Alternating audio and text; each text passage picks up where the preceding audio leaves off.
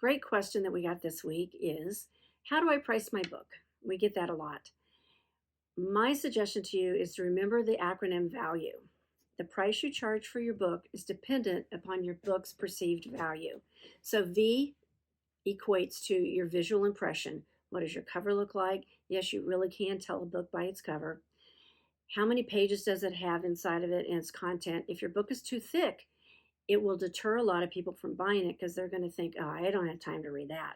There are ways that we can work around that, and in terms of the design, the layout, and the size of the book, to make sure our goal is to make sure your book is at least a half an inch or less on your spine. So if you have a lot of words, we're going to make your what I call the footprint of your book, the size of it when it sits on a desk, we're going to make that a little bit bigger so that it makes your spine still look a little bit smaller. And subliminally, that visual impression is going to be more appealing to your audience. So V is visual impression for value. A is alignment. You want to make sure that both your message and your cover are in alignment with your content. And you want to make sure it makes sense to your audience. The biggest thing to remember about alignment is that consistency in your message, and I'm talking about your brand message, the brand that you've already created and how that applies to your book. And your knowledge helps to establish you and give you that expert status. The L for in value stands for leverage. You want to leverage your knowledge with your target audience. What do they wake up in the middle of the night worried about? You want to make sure that not only does your subtitle offer relief for that worry, but you want to make sure that your back cover copy does also. So we're actually putting together the puzzle for how to price your book. In the word value, the next letter is going to be U. You want to make sure that your book is user friendly. You want to make sure that you have all the components in your book that people expect. And if you stop and think about the traditionally published books, that's a great resource. They always have a title page, a copyright page. They have a dedication or acknowledgments. They have a table of contents, especially the nonfiction side of the book world. If you have all of those pieces in there, it actually gives that subliminal feel of a comfortable read for your reader.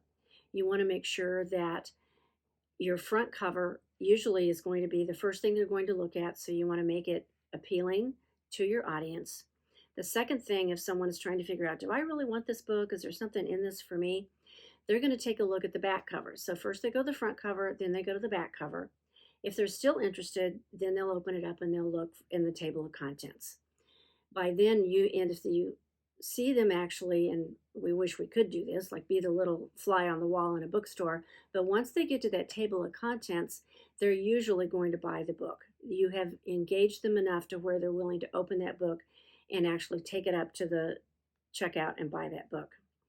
Then you want to think about the E in the word value. Those are called, that's what's, the E is for expectations. There we go. You want to do your research. You want to know who are the people that are going to read your book. And what you'll find is that the people that read your book probably also have other books in the same genre.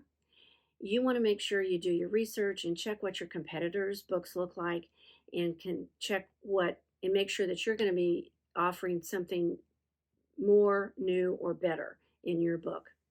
In order to be the expert that you truly are, make sure that you have that value in order to price your book.